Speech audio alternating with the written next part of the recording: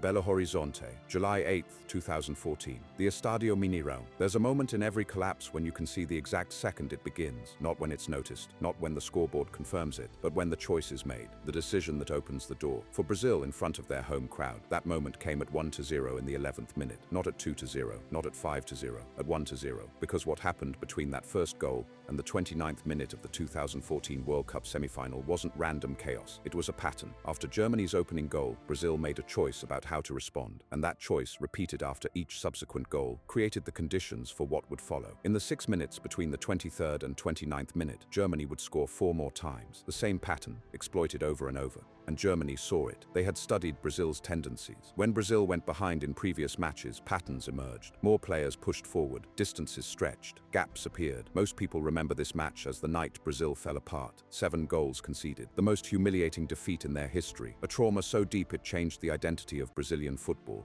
But here's what the match footage and tactical analysis reveal. The collapse wasn't random. It wasn't just emotion overwhelming structure. It followed a pattern, goal after goal, the same tactical breakdown, the same spaces exploited, the same responses punished. Germany scored their opening goal in the 11th minute, then added 4 more between the 23rd and 29th minute. 4 goals in 6 minutes. They recognized what Brazil was giving them, and they took it, repeatedly. This is the story of those 6 minutes. Not a highlight reel, not a meltdown montage. The actual why, the decision, the pattern, the truth hiding in plain sight while the world watched in disbelief. Because if you understand why it happened, you understand something fundamental about football, about pressure, about the difference between risk and recklessness, about how the best teams don't just punish mistakes, they punish patterns. Let's go back to the beginning. Before we can understand what happened at 1-0, you need to understand what Brazil was carrying into this match. Not just hope, not just expectation. Weight, the weight of hosting a World Cup for the first time in 64 years. The weight of 200 million people who'd spent 4 years demanding, not hoping, demanding that the Seleção erase the memory of 1950. The Maracanazo, the silence that fell over Rio when Uruguay scored in the final minutes. The weight of history. But there was something else, something more immediate. Neymar was gone. Thiago Silva was suspended.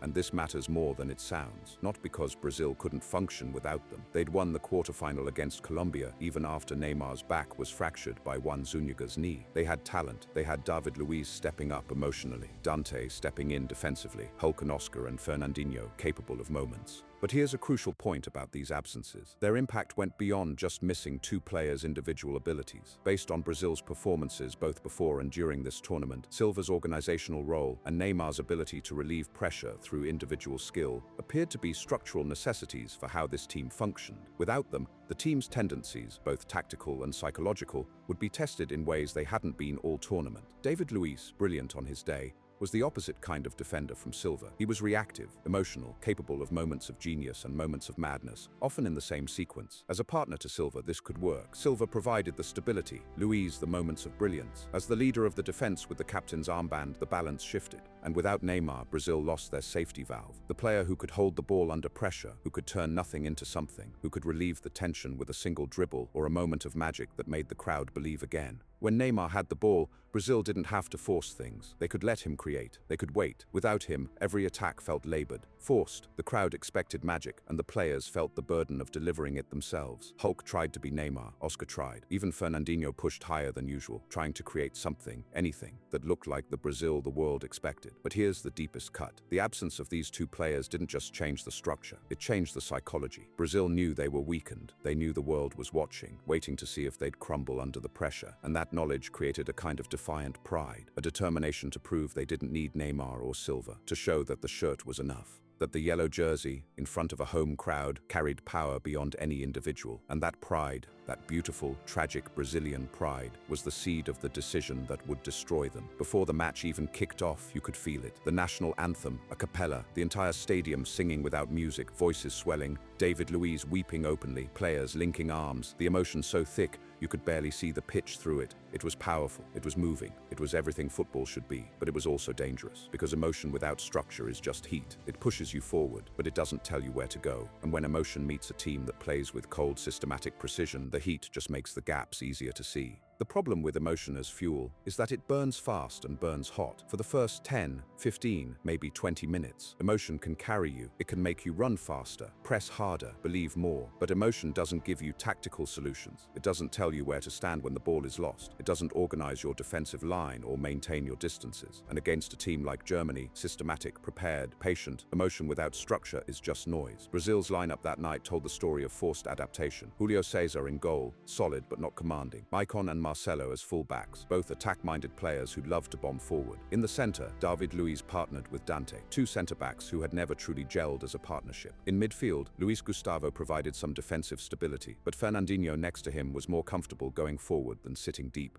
Further up, Oscar and Hulk flanked Fred, the striker who'd been struggling for form all tournament. Bernard came off the bench occasionally to provide width and trickery, but the starting 11 looked unbalanced. Too many players who wanted to attack, not enough who were happy to do the unglamorous work of covering, tracking, and resetting. Compare that to what Germany had. Joachim Löw had built a team where every player understood their role within the system. Manuel Neuer in goal, a goalkeeper so comfortable with the ball at his feet he operated as an extra defender. Philipp Lahm at right back, a tactical genius who read the game better than most midfielders. Mats Hummels and Jerome Boateng as centre-backs, both comfortable on the ball but disciplined in their positioning. In midfield, Bastian Schweinsteiger and Sami Khedira provided the perfect balance. Schweinsteiger the controller, Khedira the runner. In front of them, Mesut Ozil drifted between the lines. Toni Kroos pulled strings with his passing, and Thomas Müller roamed everywhere, finding spaces that didn't seem to exist. Up top, Miroslav Klose was 36 years old and had lost half a step of pace, but his positioning was still elite. He knew where to be. He knew when to make his run. He was a predator in the box. But it wasn't just the players. It was the structure they played within. Germany had something Brazil didn't: automaticity. When the ball was lost, every German player knew exactly what to do. No thinking required. No hesitation. Press immediately if you're closest. If not, drop into your defensive position. Maintain distances. Stay compact. Don't chase the ball. Force it where you want it to go. Brazil didn't have that. Brazil's response to losing the ball was more instinctual, more emotional. Chase it, win it back through effort and desire. Show the crowd you're fighting. But desire without organization just creates gaps. And gaps against a team like Germany are lethal. The Brazilian coaching staff knew this. Luis Felipe Scolari, the manager, had won the World Cup with Brazil in 2002, but that was a different team, a different era. That Brazil had the 3 Rs, Ronaldo, Rivaldo, Ronaldinho. That Brazil could outscore anyone. This Brazil couldn't. This Brazil needed structure, discipline, patience. But patience doesn't play well in front of 60,000 people demanding a goal. Scolari's assistant coaches had prepared detailed analysis of Germany. They knew about the third-man runs. They knew about Kroos's passing. They knew about Müller's movement, but knowing and being able to stop it are different things. Because here's the truth about this Brazil team. They were good, talented, capable of beating anyone on their day, but they were fragile, mentally fragile, structurally fragile. And when cracks appeared, they didn't have the leaders to seal them. Thiago Silva would have sealed them. He would have shouted, organized, adjusted. But Silva wasn't there. David Luiz was captain in Silva's absence, and Luis was many things: brave, passionate, technically gifted, but he wasn't a calming presence. He was a storm himself. When things went wrong, Luiz didn't settle the team. He escalated with them. So Brazil walked into this match carrying all of this: the weight of a nation, the absence of key players, the emotional fuel that could power them or burn them, the structural weaknesses they'd managed to hide in previous rounds but that Germany had certainly identified. And most dangerously of all, they carried pride, the belief that being Brazil was enough, that the yellow shirt, the 5 stars, the history, the Jogo Bonito, that all of it combined into something that couldn't be broken by tactics or preparation or systematic execution. Germany didn't carry that kind of weight. They carried preparation. They carried a plan. They carried the quiet confidence that comes from knowing exactly what you're going to do in every situation. And when the whistle blew to start the match, those two approaches, emotion versus system, pride versus preparation, were about to collide. Let's talk about what Germany brought to Belo Horizonte that night. Not just players, not just tactics, a philosophy, a methodology, an entire approach to football that had been refined over years and was about to be tested at the highest possible level. Joachim Löw had been Germany's manager since 2006, taking over after the World Cup that year, where Germany finished 3rd. He'd inherited a team in transition, a national program that was moving away from the rigid, physical German football of the past towards something more technical, more possession-based, more flexible. The 2014 World Cup squad was the culmination of that evolution. This wasn't your father's Germany. This wasn't the team that ground out 1-0 victories through organization and set pieces. This was a Germany that could play football, real football, beautiful football, while maintaining all the discipline and tactical rigor the nation was famous for.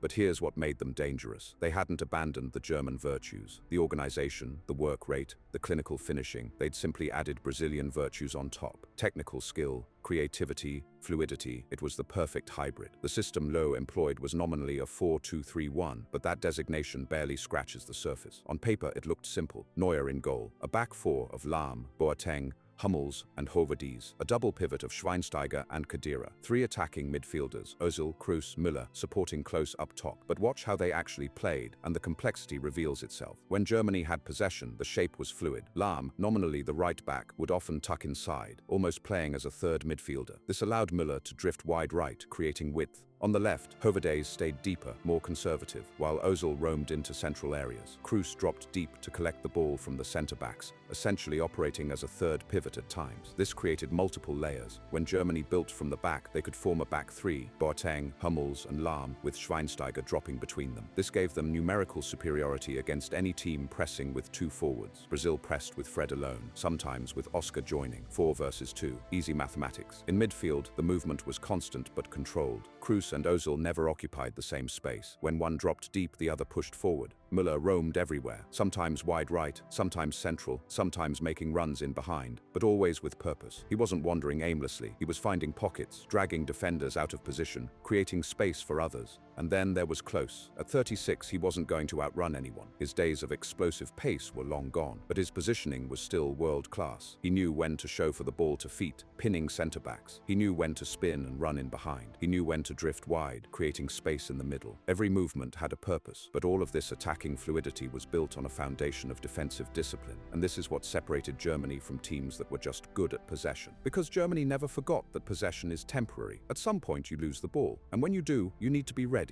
The concept of rest defense is simple in theory, brutal in execution. It means that even when you're attacking, you maintain a defensive structure behind the ball. You don't commit everyone forward. You keep players in positions where, if possession is lost, they can immediately pressure the ball or drop into defensive shape. For Germany, this meant several things. First, the double pivot of Schweinsteiger and Khedira almost never both pushed forward at the same time. One would sit, always. If Khedira made a run into the box, which he did often, Schweinsteiger would drop deeper, covering. If Schweinsteiger stepped up to press, Khedira would hold. Second, the fullbacks were staggered. Lahm's forward movements were timed with Höwedes staying back. They rarely both pushed high simultaneously. This maintained a back three even in offensive transitions. Third, the centre-backs split wide when Germany had possession deep, creating passing lanes, but also ensuring they could cover the width of the pitch if the ball was lost and the opponent countered. The result was that Germany was almost never caught truly out of position. When they lost the ball, they didn't have to sprint 40 yards back to their defensive positions because they'd never left them. The structure was always there, just shifted forward during possession. This wasn't flashy. It wasn't the kind of thing that gets replays on ESPN, but it was the difference between controlling a match and being vulnerable to counterattacks, and Germany had prepared specifically for Brazil.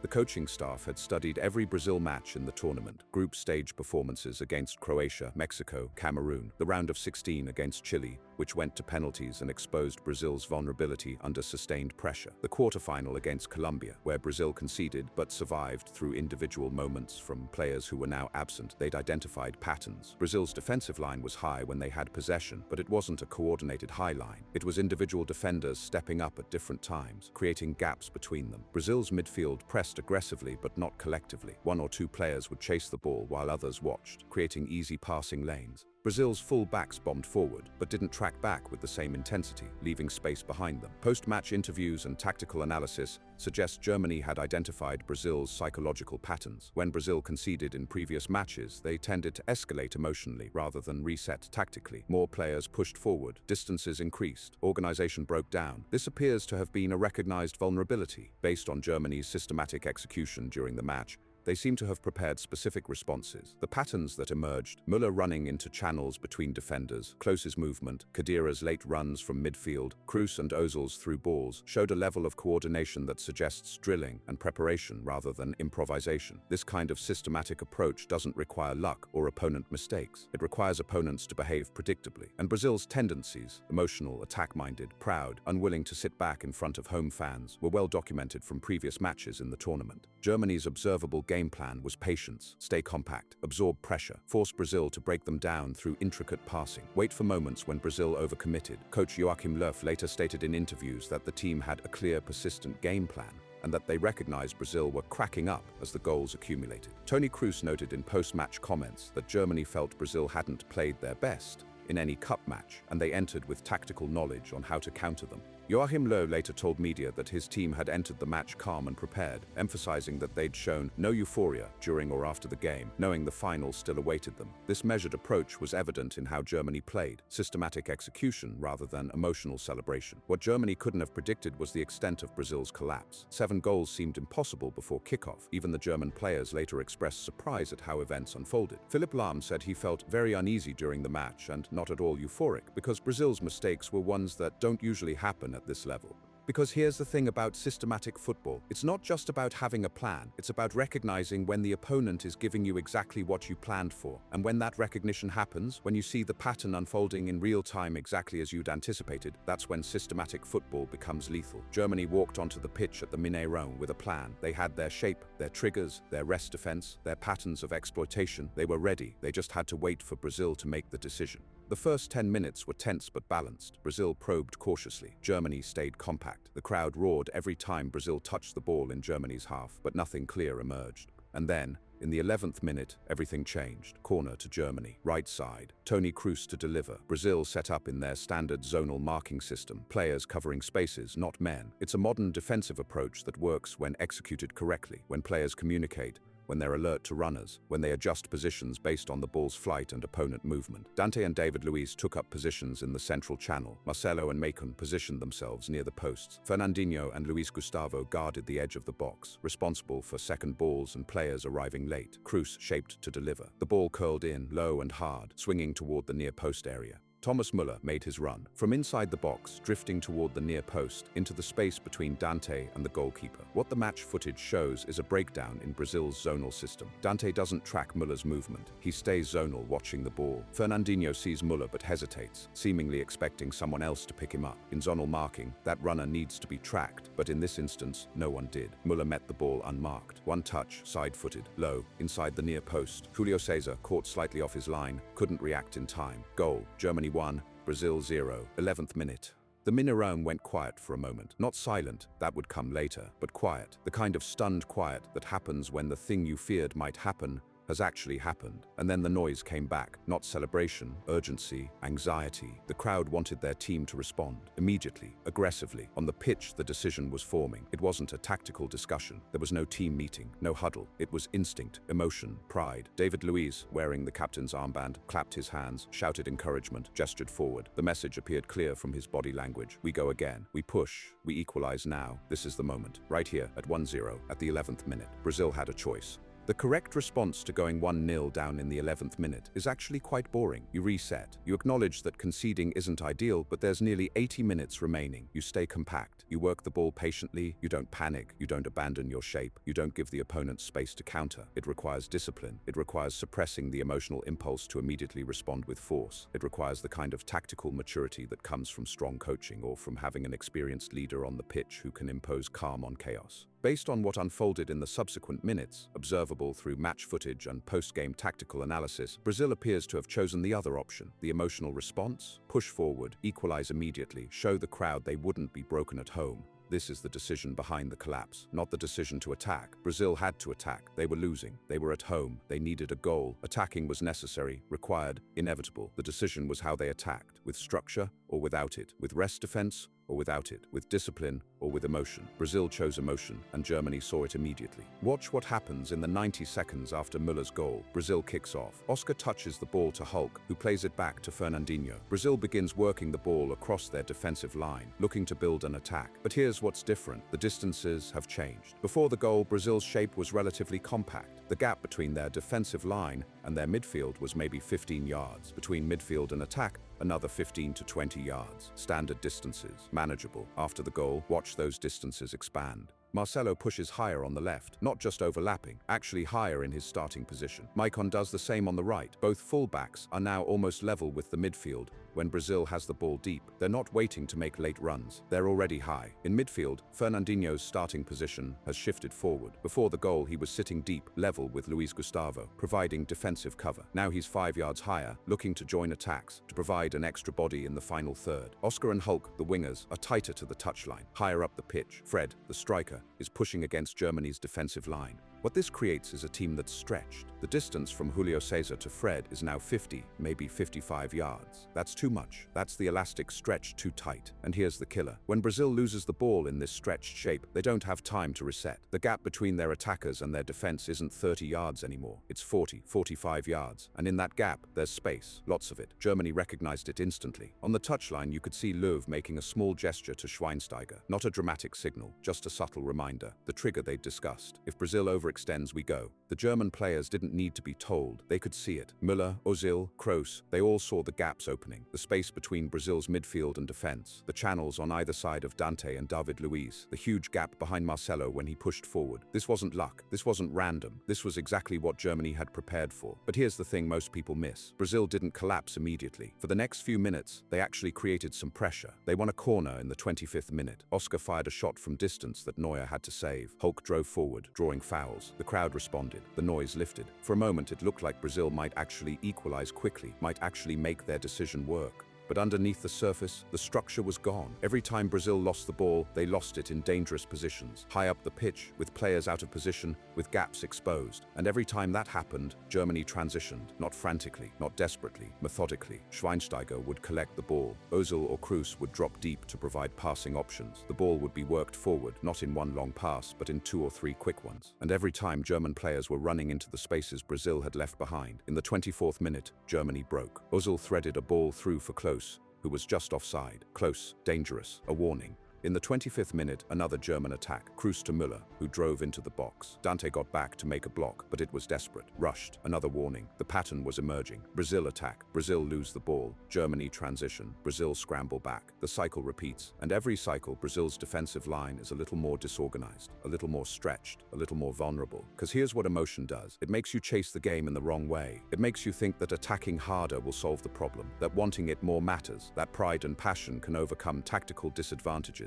And sometimes, maybe they can. Sometimes emotion overwhelms everything. Sometimes the underdog finds a way. Sometimes belief becomes reality. But not against a team like Germany, not against a system designed specifically to punish exactly what Brazil was doing. In the 26th minute, Brazil won a throw-in deep in Germany's half. Marcelo took it. The crowd roared, sensing an opportunity. Brazil worked the ball around the edge of Germany's box. Oscar to Fernandinho to Hulk. Hulk cut inside, shaped to shoot. Boateng blocked. The ball deflected out for a corner. The corner came to nothing. Germany cleared, and in the clearance you could see the next phase starting. The ball came out to Lahm. He played it inside to Schweinsteiger. Quick pass to Kroos. One touch vertical into Ozil. Ozil, with space in front of him, drove forward. Look at Brazil's shape. Marcelo is still recovering from the throw-in, 30 yards from his defensive position. Fernandinho is too high, having pushed up for the corner. The centre-backs are adjusting, but there's a gap. The elastic is stretched. One more pull, and it snaps. But this attack came to nothing. Ozil's final ball was overhit. Macon recovered. Brazil cleared, and then immediately pushed forward again. Because that's what emotion told them to do. Keep attacking. Keep pushing. The equalizer is coming. Just keep going. The crowd kept roaring, kept believing, kept demanding more. And in the 27th minute,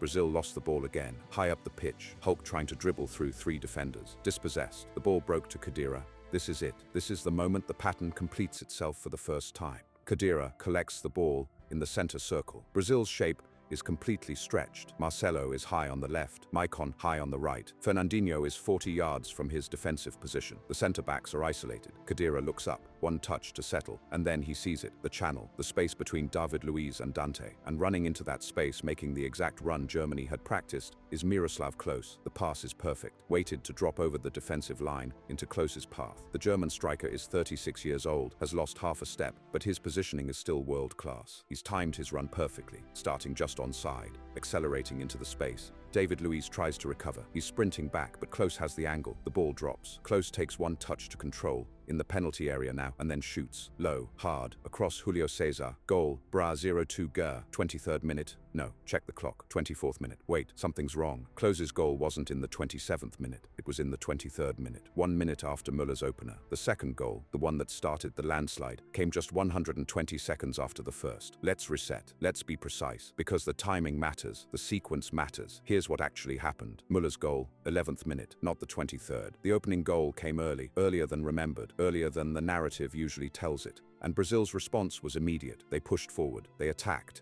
They created pressure. For the next 12 minutes, they dominated possession, won corners, forced Germany back, but they didn't equalize. And in the 23rd minute, the second goal arrived. This is where the collapse really starts. Not at 1-0 in the 11th minute, at 2-0 in the 23rd, because at 1-0 you can still believe. There's more than 75 minutes left. One goal and you're level. It's fine. It's manageable. But at 2-0 in the 23rd minute, the pressure changes. Now you need 2 goals. Now the crowd's anxiety increases. Now the players feel the urgency differently. And here's where the 6-minute collapse actually begins. The second goal came from a corner. Brazil had pushed everyone forward, desperately seeking an equalizer. They won a corner in the 22nd minute. Everyone, fullbacks, midfielders, even David Luiz from centre-back, pushed into Germany's box. The corner was cleared, long, out to the halfway line, and Brazil's defensive recovery was slow, disorganized. Germany collected the ball, worked it quickly, Lahm to Kroos to Klose. But this attack broke down. Brazil got back, made a challenge, cleared the ball, but the clearance was poor, not far enough. It came back to Germany in their own half, and Germany recycled, possession maintained, build again. This time the ball went wide. Müller, drifting to the right channel, received it with space. He drove forward. Marcelo was still recovering from the corner, 40 yards from his defensive position. Müller cut inside, looked up, saw Klose making the run. Between Dante and David Luiz, that gap again. Always that gap. The pass was perfect, diagonal, splitting the centre-backs. And Klose, timing his run precisely, was through. One-on-one with Caesar. The keeper came out, trying to make himself big. But Klose had time. He shifted left, opened up his body, and side-footed past Caesar, low, inside the far post. Goal, 23rd minute. Brie, 0-2, Gurr. The Mineirão went quiet, not silent, just a stunned, disbelieving quiet. Like the crowd was processing what had happened, how they'd gone from attacking, from dominating possession, from seemingly getting back into the match, to being 2 goals down. And then the noise came back, different now, not urging, anxious, desperate. Brazil kicked off, passed the ball back, reset, and this is the decision point. This is where the coaching staff, where the captain, where someone needs to impose calm, reset, regroup, recognize that chasing the game without structure got you here. Change approach, stay compact, work the ball patiently, don't give Germany space. But that's not what happened. Brazil doubled down. They pushed even more players forward. The elastic, already stretched, was pulled tighter. Within seconds of the restart, Brazil attacked again. Desperate now, frantic. They worked the ball forward quickly, too quickly. The passes were rushed. The movement was predictable. Germany absorbed, stayed compact, waited. And in the 26th minute, it happened again. Brazil lost the ball, high up the pitch. Oscar dispossessed in Germany's final third. The ball broke to Kroos. He played it forward to Ozil. Ozil turned, saw space, drove into it. Look at Brazil's shape now. Marcelo still high. Maicon still high. Fernandinho caught in no man's land. Too high to defend, too far from the attack to help. The centre-backs exposed. Ozil entered Brazil's half with space in front of him. 30 yards. Nobody closed him down. Fernandinho was trying to sprint back, but he was 10 yards away. Dante stepped up from the defensive line, but that created space behind him. Ozil saw Khedira making the run. From midfield, arriving late, exactly as they'd practiced. The defensive midfielder bombing forward into the space that Dante had just vacated. Ozil's pass was perfect. Into the box. Khedira onto it. One touch to control. Second touch to shoot. Low, hard. Caesar saved. Strong hand. The ball deflected. It came out to Kroos. Edge of the box. Composure. One touch to settle. Look up. Pick your spot. Shot. Low. Through traffic. Past Caesar's dive. Into the net. Goal. 26th minute. BRA03GER. No, wait, check the record. The third goal was the 24th minute, just 2 minutes after the second, and the fourth goal came in the 26th minute, the fifth in the 29th. Let me be precise, because accuracy matters when you're trying to understand a pattern. Here's the actual sequence. 11th minute, Müller, 1-0, 23rd minute, Klose, 2-0, 24th minute, Kroos, 3-0, 26th minute, Kroos, 4-0, 29th minute, Khedira, 5-0, 5 goals in 18 minutes. But the devastating collapse, the part everyone remembers, was goals 2 through 5, 4 goals in 6 minutes, from the 23rd to the 29th minute, and each goal followed the same pattern. Brazil attacks. Brazil overcommits. Brazil loses the ball. Germany transitions. Germany finds space. Germany scores. Let's break down each goal through this lens. Goal 2, 23rd minute, close. Brazil had just conceded in the 11th minute. They pushed forward desperately. Won a corner, everyone up. Corner cleared, poor defensive recovery. Germany transitioned, closed through the gap between centre-backs. Simple finish. The pattern, overcommit, lose ball high, gap in defence. Germany exploits. Goal 3, 24th minute, Cruz. Brazil, now 2-0 down and desperate, attacked even more aggressively. Lost the ball in the attacking third. Germany countered. Quick passes through midfield. Ozil released Khedira with a through ball. Cesar saved the initial shot, but the rebound fell to Cruz at the edge of the box. Side-footed finish. The pattern, overcommit, lose ball high, gap in defense. Germany exploits. Goal 4, 26th minute, Cruz again. Brazil attacked desperately after going 3-0 down. Lost possession in Germany's half. Germany broke. Müller wide right, cross into the box. Khedira mishit his shot, but the ball fell perfectly for Cruz. Again, second goal in 2 minutes. Composed finish. The pattern, overcommit, lose ball high, gap in defense. Germany exploits. Goal 5, 29th minute, Khedira. Brazil, now 4-0 down and in complete disarray, still pushed forward. Lost the ball. Germany broke again. This time the move was more intricate. Pass, third man run. Ozil laid it off to Khedira, arriving from midfield. Shot, goal. The pattern, overcommit, lose ball high, gap in defense. Germany exploits. 4 times in 6 minutes, the exact same sequence. Brazil gambling without structure. Germany punishing with precision. This wasn't chaos. This wasn't random. This wasn't bad luck or a series of individual errors. This was a pattern, a repeatable, exploitable pattern that Brazil kept running and Germany kept punishing. And here's the tragic part. The Brazilian players knew what was happening. You could see it in their faces, in their body language between goals. They knew they were being torn apart on the counter. They knew the gaps were too big. They knew they needed to stay compact. But emotion overrode knowledge. Pride overrode tactics. The crowd was roaring, demanding, pleading for a goal, and the players kept trying to give them one. Each goal made the problem worse, because each goal increased the desperation, and desperation without discipline is just suicide by football. After the 5th goal in the 29th minute, something changed in the stadium. The noise didn't just quiet, it stopped being supportive. Some fans started leaving, others sat in stunned silence. A few booed, the Brazilian players looked at each other. Some were in tears. Marcelo sat on the ground, head in hands. David Luiz, the captain, tried to organize, but his voice had no authority anymore. How do you lead when everything you've tried has failed? 16 minutes remained until halftime, 16 minutes that would feel like an eternity. Actually, let me correct the previous section. The 4th and 5th goals deserve their own detailed analysis because by the time they arrived, something had changed in Brazil's psychological state. The pattern was the same, but the context was different. After the 3rd goal in the 24th minute made it 3-0, the Mineirão underwent a transformation. The crowd noise, which had been anxious but supportive, turned sharp. Whistles started, not at Germany, at Brazil, at their own team. This is where the weight of history became crushing, because Brazilians in the stadium, watching at home, around the country, they knew their history. They knew about the Maracanazo in 1950, the defeat to Uruguay in the World Cup final at home, the national trauma that took decades to overcome. And now in 2014, hosting again, this was worse. At least in 1950, Brazil made the final. They lost one match 2-1. Heartbreaking, but explainable. This was humiliation. At home, in a semi-final, against European opposition. The nightmare scenario wasn't just happening, it was accelerating. The 4th goal came in the 26th minute, and by this point, Brazil's structure had completely disintegrated. Let's watch it unfold. Brazil restarted after the 3rd goal. The ball went back to Luis Gustavo, who played it safe to Dante. Dante looked up, saw no good options forward. Everyone was too high, too stretched. He played it back to Cesar.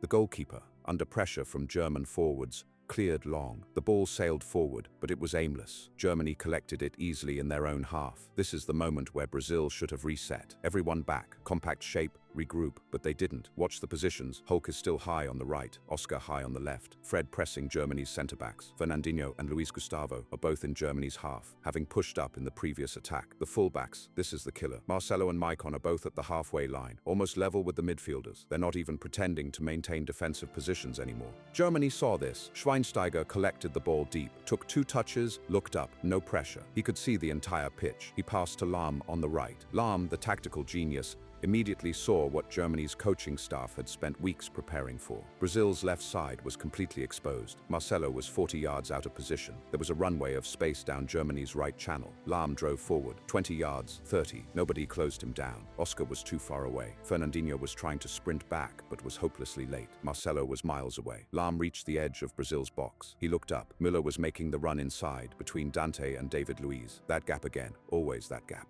But Lahm didn't pass to Müller. He went wider, to Khedira, who'd overlapped from midfield. Khedira took one touch into the box. Shot. Cesar saved, but the ball deflected out. To Kroos, again. The German midfielder was lurking at the edge of the penalty area, exactly where a world-class midfielder should be. Ready for second balls. Ready for rebounds. The ball came to him. He took one touch to control, looked up, picked his spot. Side-footed, low, through a crowd of defenders. Cesar was still recovering from the save. The shot wasn't even that hard, but it was accurate, and with bodies in the way, Cesar couldn't see it until too late. Goal, fourth goal, 4-0, 26th minute. Toni Kroos had scored twice in 3 minutes. The stadium fell silent, not quiet, silent. You could hear individual voices, someone crying, someone shouting in anger, but the collective roar was gone. On the pitch, the Brazilian players were broken. Some stood with hands on hips, staring at the grass. Dante glanced at David Luiz, visible uncertainty about how to respond to the collapse. David Luiz clapped his hands, tried to rally the team, but the body language suggested little conviction. How do you rally a team that's 4-0 down in a World Cup semi-final at home in the 26th minute? Scolari, on the touchline, looked like a man watching a car crash in slow motion, unable to stop it, unable to change it. His tactics weren't working. His team had abandoned structure, and there were still 64 minutes left to play. He made no substitution, gave no tactical change, just gestured frantically. Press higher, win the ball back, do something. But pressing higher was the problem. That was the decision that created this mess. Brazil restarted. Again, for the fourth time in 6 minutes, they had to restart after conceding. And incredibly, tragically, they did the same thing again. They pushed forward, everyone forward. Attack. We need a goal. We need to show fight. The crowd, the few who were still making noise, urged them on. Or maybe the crowd had gone silent and the noise was just in the players' heads. The expectation, the weight, the history.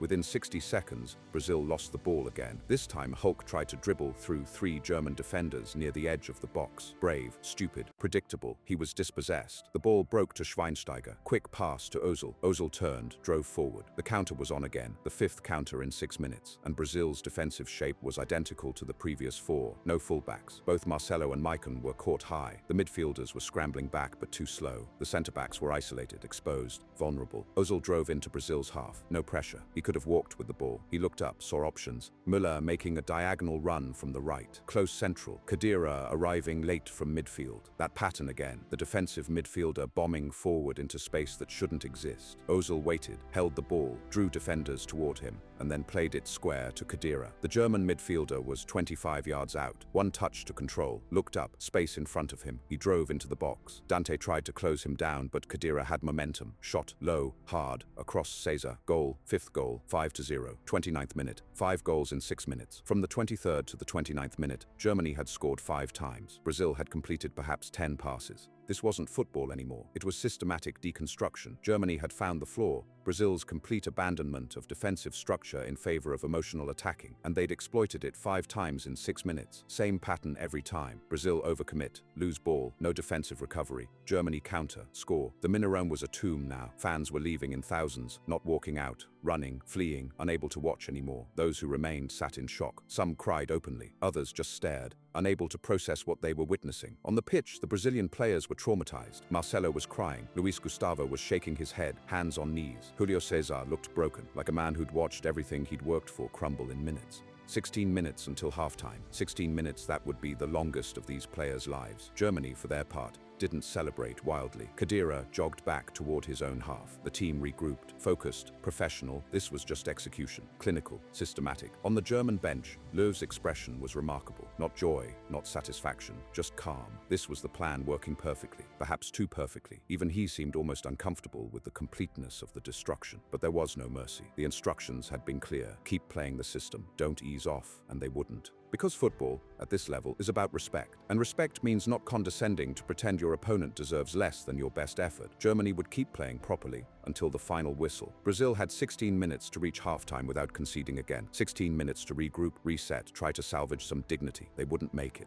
What happens to the human mind when everything falls apart? When the thing you've trained for, prepared for, dreamed about, turns into a waking nightmare. When 60,000 people are watching you fail. When 200 million more watch on television. When history is being written in blood on your home soil. The psychological collapse of Brazil in those 6 minutes was as important as the tactical one, maybe more important, because tactics can be adjusted, positions can be fixed, but confidence, once shattered, is nearly impossible to rebuild in real time. Let's talk about cognitive load. The human brain can only process so much information under pressure. When stress levels are manageable, We make decent decisions, we think clearly, we execute skills we've practiced thousands of times. But when stress exceeds a certain threshold, the brain starts to break down. Complex decision-making becomes impossible. We revert to instinct, to emotion, to the most deeply ingrained patterns. For elite athletes, training is designed to lower that threshold, to make complex actions, receiving a pass under pressure, reading defensive movements, timing a run, so automatic that they don't require conscious thought. This creates capacity for higher-level decisions during matches. But there's a limit, and when you're 5-0 down in a World Cup semi-final at home, every player's brain is operating at maximum capacity. Think about what each Brazilian player was processing simultaneously. The tactical reality: we're being destroyed on the counter, our shape is wrong, we need to compact. But the coach hasn't changed anything, so maybe I'm supposed to keep attacking?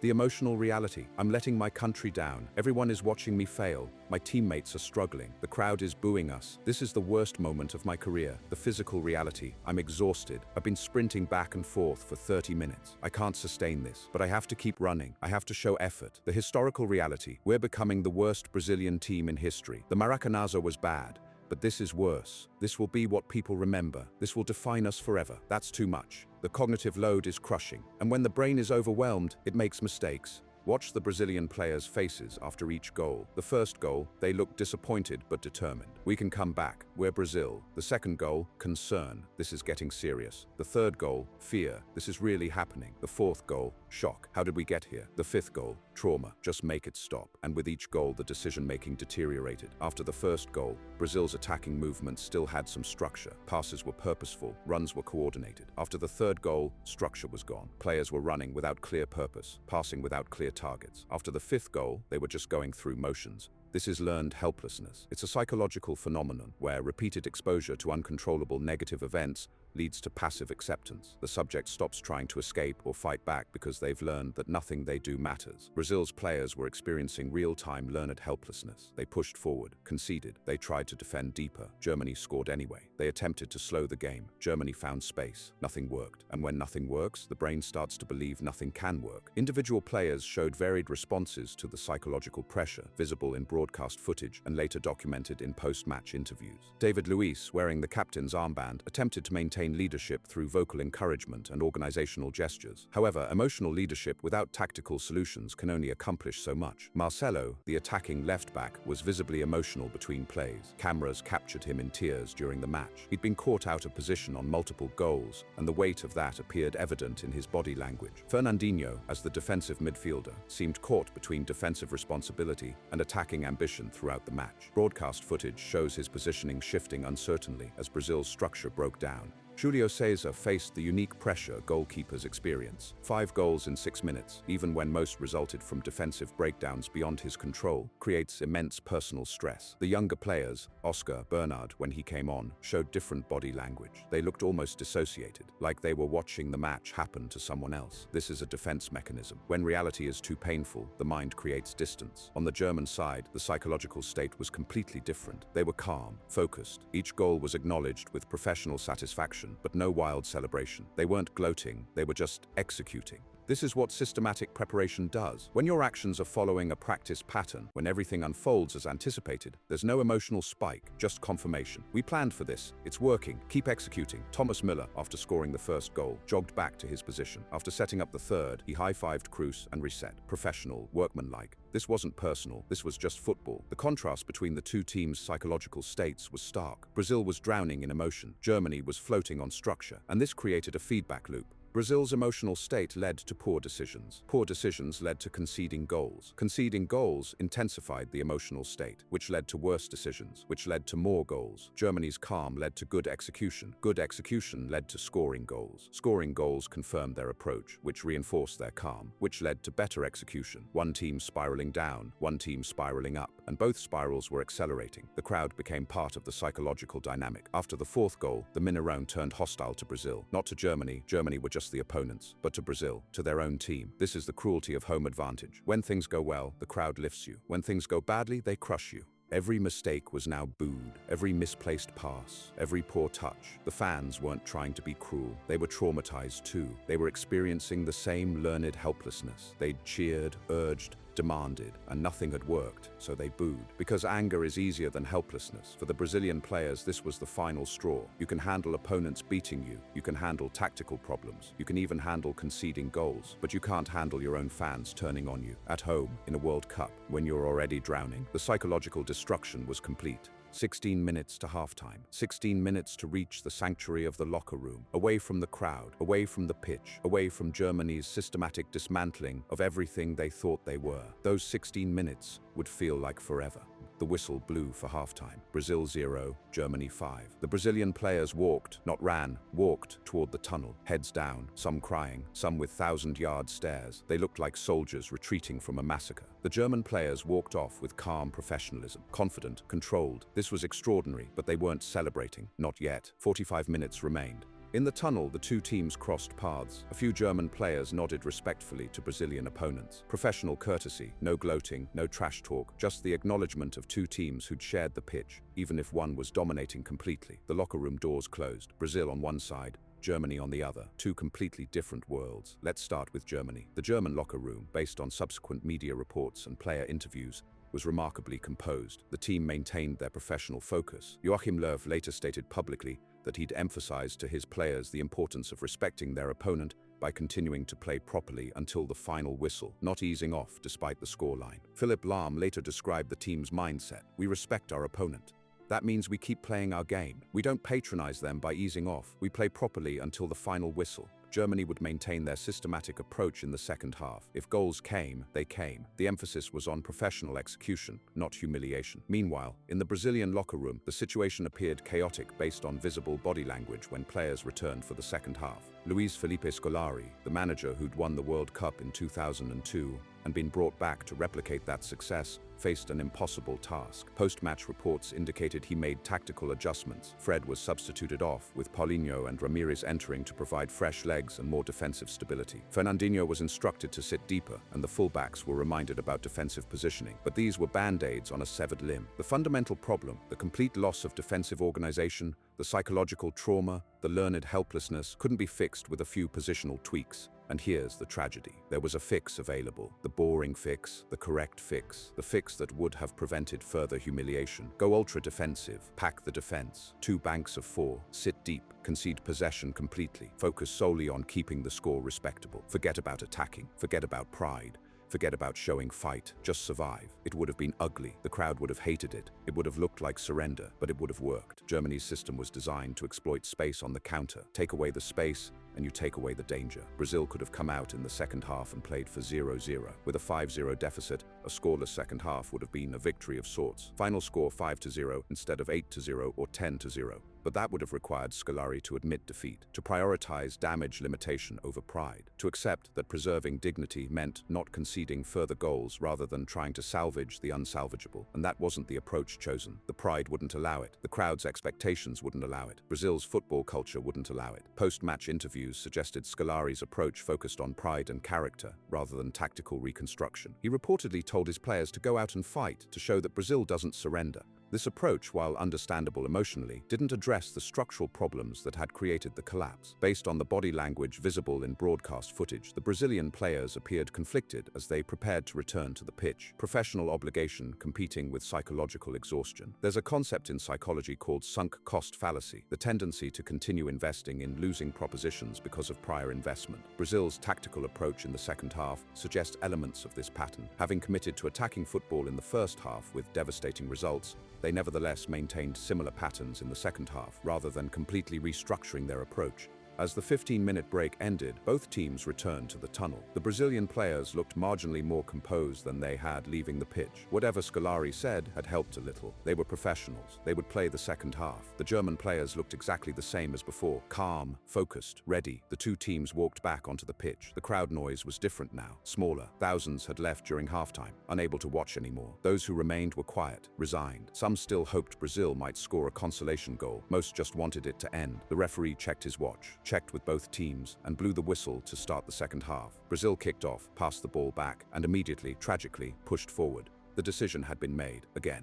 The second half of Brazil versus Germany is often forgotten in the narrative. The damage was done. 5 goals in 6 first-half minutes had decided the match. What came after was just epilogue. But epilogues matter because they reveal character. They show how teams respond when the outcome is decided, when all that remains is pride. Brazil started the second half with slightly more defensive discipline. The back four stayed a bit deeper. Fernandinho sat in front of them, actually holding his position rather than pushing forward. The distances were better, more compact. For the first 10 minutes of the second half, Brazil looked almost functional. They kept possession for extended periods. Germany, perhaps easing off slightly, didn't press as aggressively. The tempo slowed, the danger decreased.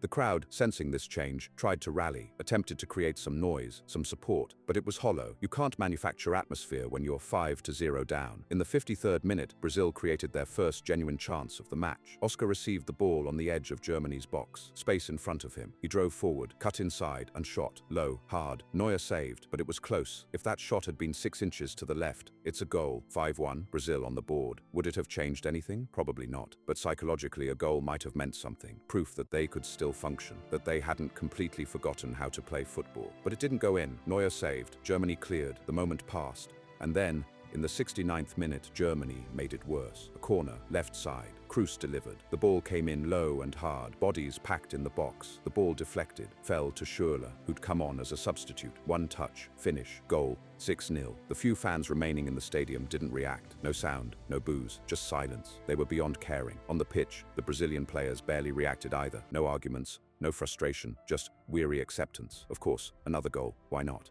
This is the sign of complete psychological defeat, when conceding doesn't even produce an emotional response anymore. 7 minutes later, in the 79th minute, Germany scored again. Another counter. Brazil had pushed forward, trying desperately to get a goal, any goal. They lost the ball. Germany broke. Quick passes, movement, Schürrle again. Through on goal. Composed finish, goal. 7-0, 7 goals. Brazil 0, Germany 7. This number had significance, because the previous worst Brazilian World Cup defeat was 5-0 to Poland in 1938. That record had stood for 76 years. Now it was shattered, and with 15 minutes remaining, the question became, how many? Would Germany score 10, 12? What was the limit? On the German bench, Löw made a decision. He substituted key players. Klose came off to a standing ovation from the small German section. He'd scored, become the World Cup's all-time leading scorer, and been part of history. Ozil came off, Schweinsteiger came off. The message was clear. We've won. We've made our point. Let's not humiliate them further. The substitutes who came on, Götze, Kramer, others, weren't told to stop trying, but they weren't told to go for the jugular either. Just play the match out, professionally. Brazil, to their credit, kept trying, not tactically intelligently, but with effort. They pushed forward in the final minutes, desperate for a consolation goal, and in the 90th minute, they got it.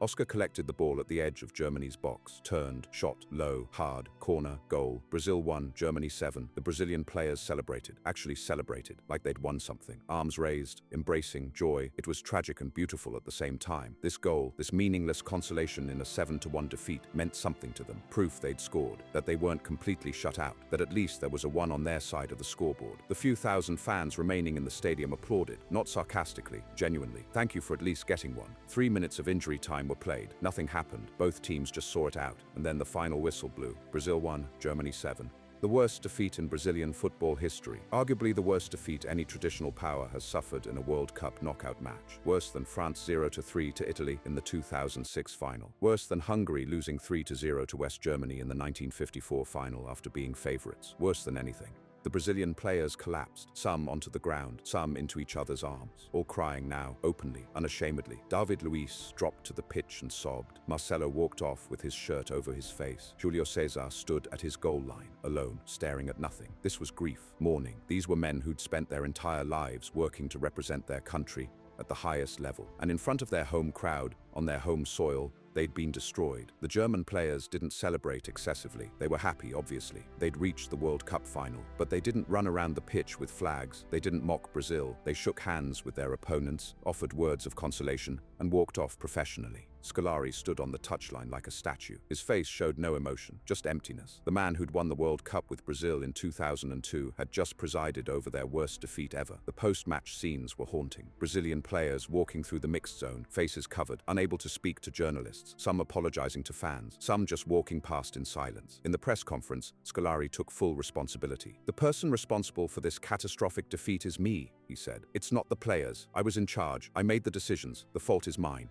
Noble words. But they didn't explain what had happened. They didn't reveal the decision, the pattern, the why. Because the truth wasn't that Scolari made a single wrong decision. It was that Brazil, as a team, as a culture, made a choice at 1-0 to respond with emotion rather than structure. And that choice, repeated at 2-0, at 3-0, at 4-0, led to systematic destruction. One decision, multiple repetitions, catastrophic consequences. July 8, 2014. The date is burned into Brazilian consciousness like 1950. The Maracanazo had been a narrow defeat in the final. This was systemic humiliation in the semifinal. The immediate aftermath was trauma on a national scale. The psychological impact was profound and documented in numerous post-match interviews and media reports. Players and fans described feelings of shock, disbelief, and deep emotional pain that extended well beyond typical sporting disappointment. A week later, Brazil faced the Netherlands in the third-place playoff. They lost 3-0 in front of a half-empty stadium in Brasilia. Many Brazilian fans couldn't bear to watch their team play again so soon after the Germany defeat. Germany went on to win the World Cup, defeating Argentina 1-0 in the final at the Maracanã in Rio. They deserved it. They were the best team, systematic, prepared, ruthless. But for Brazil, the damage went deeper than one match, one tournament. It forced a reckoning with their entire football identity. For decades, Brazilian football had been built on a mythology that Brazilian players were naturally more talented, more creative, more joyful than everyone else. That technique and flair could overcome organization and tactics. That being Brazilian was enough. 7-1 destroyed that mythology. It revealed that modern football had evolved beyond the point where individual brilliance could compensate for structural weakness. That emotion without discipline was vulnerability. That pride without preparation was arrogance. The Brazilian Football Confederation was forced to examine everything: youth development, coaching education, tactical approaches, the entire system. Some changes were immediate. Scolari was dismissed, obviously. The entire coaching staff was let go. New leadership came in with mandates to modernize. Other changes took longer. The realization that Brazilian coaches needed to understand modern tactical systems, that pressing, rest defense, and positional play weren't European concepts that could be ignored. They were fundamental aspects of how football was now played at the elite level. Brazilian clubs began hiring foreign coaches with systematic approaches. The national team setup was restructured, more emphasis on organization, less reliance on individual magic. The psychological impact on the generation of players who experienced 7-1 was profound. David Luiz would speak about it in interviews years later, describing it as the worst moment of his life. Marcelo similarly. These were players who'd won Champions Leagues, domestic titles, every honor in club football, but 7-1 defined them in their home country. Some never recovered psychologically. Fred, the striker who'd been ineffective throughout the tournament,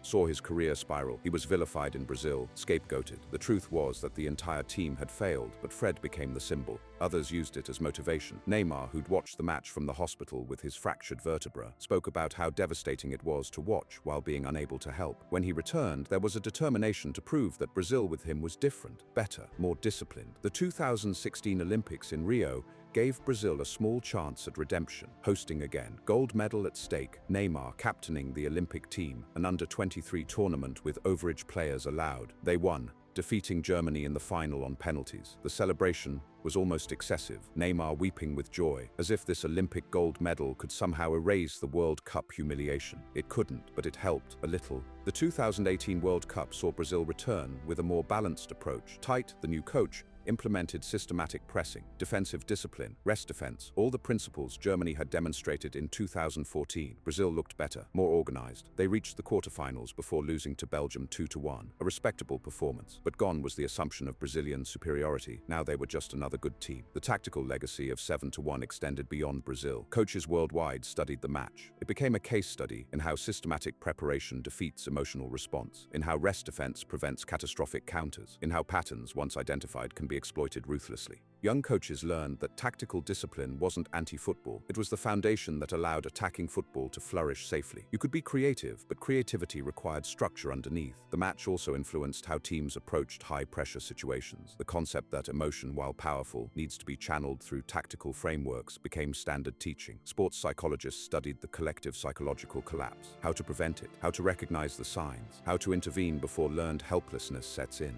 For Germany, 7-1 was vindication, proof that their methodical approach, their systematic football, their emphasis on preparation over inspiration was the correct path. They'd already won the 2014 World Cup, but 7-1 was where they proved it most dramatically. Joachim Löw would continue as Germany's manager until 2021, always pointing back to the 2014 team as the pinnacle. And within that tournament, 7-1 was the match that showed their philosophy at its purest. The cultural impact in Brazil was enormous. 7-1 became shorthand for any catastrophic failure. A business collapse? That was our 7-1. A political scandal? Worse than 7-1.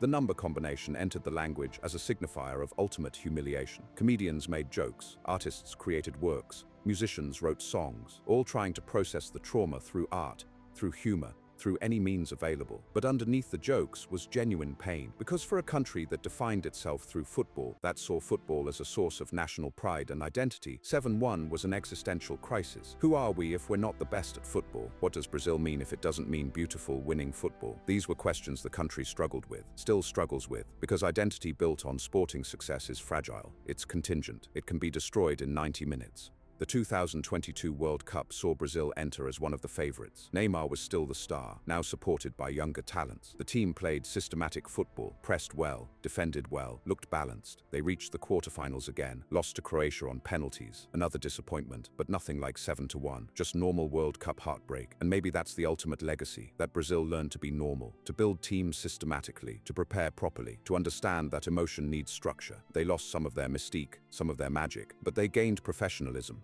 Organization, reliability, is that a fair trade? Brazilians debate it. Some say yes, better to be consistently good than occasionally magical and occasionally catastrophic. Others say no. Brazil should always play Jogo Bonito, win or lose, because that's who they are. But after 7-1, the debate became real. It wasn't theoretical anymore. They'd seen what happens when magic meets systematic preparation and loses 7-1. A decade later, the match is still discussed, analyzed, mourned. Every anniversary brings new retrospectives, new interviews with players, new attempts to understand what happened, because it was more than a football match. It was a cultural event, a moment that defined a generation, a before and after in Brazilian history. Before 7-1, Brazil was the country of 5 World Cups, of Pelé and Ronaldo, of beautiful football that the world envied. After 7-1, Brazil was the country that lost 7-1 at home. That's not all they were, but it's part of the identity now. Forever. The match proved that in modern football, system beats emotion, preparation beats pride, discipline beats desperation. Brazil learned that lesson the hardest way possible, in front of their home fans, in a World Cup semi-final, losing 7-1. The tragedy is that the lesson was available without the trauma. Germany had been demonstrating these principles for years. Other teams had learned them. Brazil could have learned them too. But they chose pride. They chose emotion. They chose to believe that being Brazil was enough. And for 6 minutes in Belo Horizonte, they paid the price for that choice, over and over and over again. We return to where we started, the 6 minutes. The 23rd to the 29th minute, 5 goals, the same pattern repeated 5 times. Most people remember this match as chaos, as a Brazilian meltdown, as unpredictable catastrophe. But now you know better. It wasn't chaos. It was a pattern, a repeatable, exploitable pattern that Germany had prepared for and Brazil kept running into. The pattern was simple. Brazil commits too many players forward without maintaining rest defense. They lose the ball in advanced positions. Their attackers are slow to recover. Their midfield is bypassed. Their defense is isolated and exposed. Germany transitions quickly. They find the space Brazil has left behind. They finish clinically. This pattern appeared 5 times in 6 minutes. Each time Brazil had the opportunity to learn, to adjust, to change their approach. Each time they chose emotion over structure, pride over pragmatism, hope over reality. And each time they paid the price. This match wasn't about German excellence, though they were excellent. It was about Brazilian failure to adapt, to recognize the pattern they were creating, to make the hard choice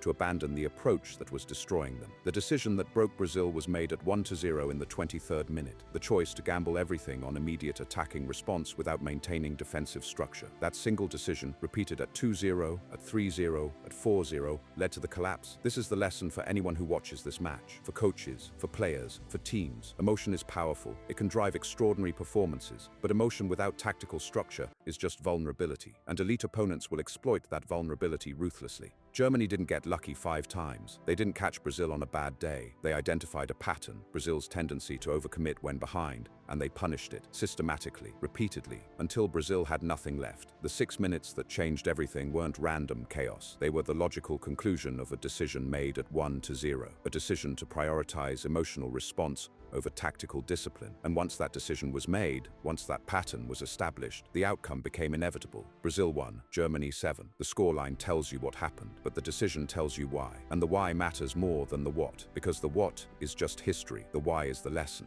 The lesson is this: in football, as in life, how you respond to adversity matters more than the adversity itself. Emotion can fuel your response, but structure must guide it. Pride can drive you forward, but preparation must show you where to go. Brazil chose emotion without structure. They chose pride without preparation. They chose to respond with their hearts instead of their heads. And for 6 minutes in Belo Horizonte, they learned the cost of that choice. 7 goals, 1 response, and a pattern that repeated until there was nothing left to break. This was Brazil versus Germany, July 8, 2014. The day a single decision became a 6-minute collapse became the worst defeat in Brazilian football history. The day we learned that patterns, once established, are hard to break. And that in football, the right choice isn't always the brave one. Sometimes it's just the smart one.